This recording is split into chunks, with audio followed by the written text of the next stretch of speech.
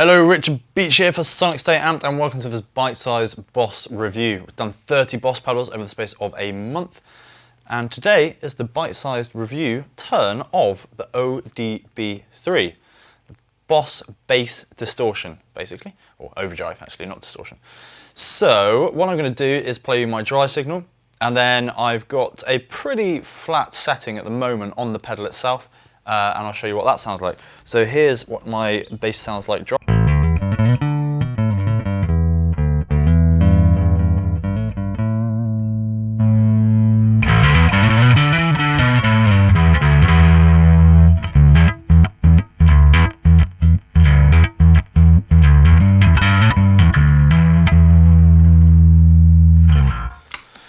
So there you go. Personally, I think you should take, see this knob here, which is a split pot, take the highs down quite a way to about 9 o'clock, take the bass down to 11 o'clock, then you get more usable tone.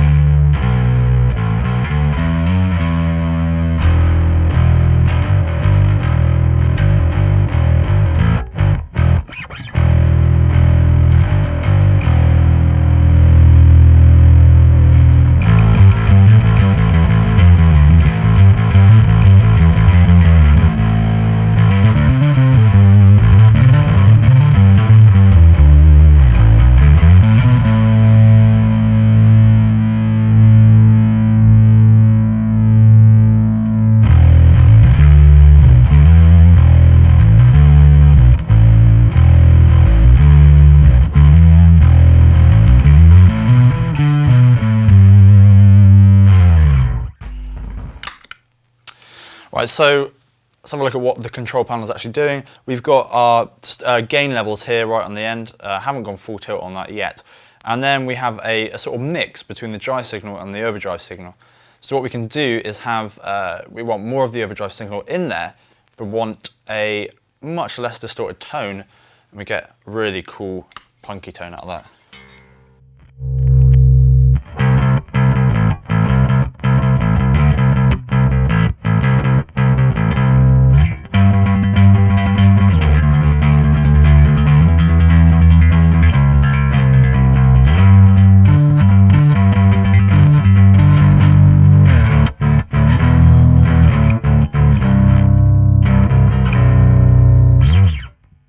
Or alternatively, you can choose to have that closer to your dry signal, and you might have more distortion on there, but you have less of that high gain distortion in the mix.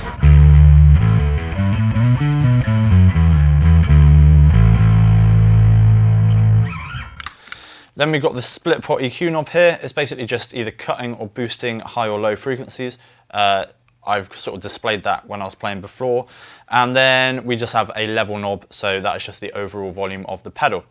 In terms of, I mean, bass overdrive is a tricky one, I think, because I prefer using fuzz on bass. I think that sounds and works better with bass frequencies. But bass overdrive is an interesting one because you can get some really cool sounds out of it. You can also get some sounds that are a bit gnarly, I guess, because distortion often works in high mid-range frequencies. That's why it works so well on guitars.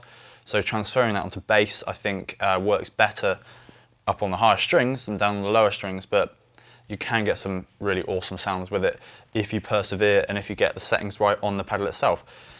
So I'll do a little bit more playing, and hopefully you can have a listen to it and decide whether or not it's up your street if you're thinking of getting a bass distortion pedal.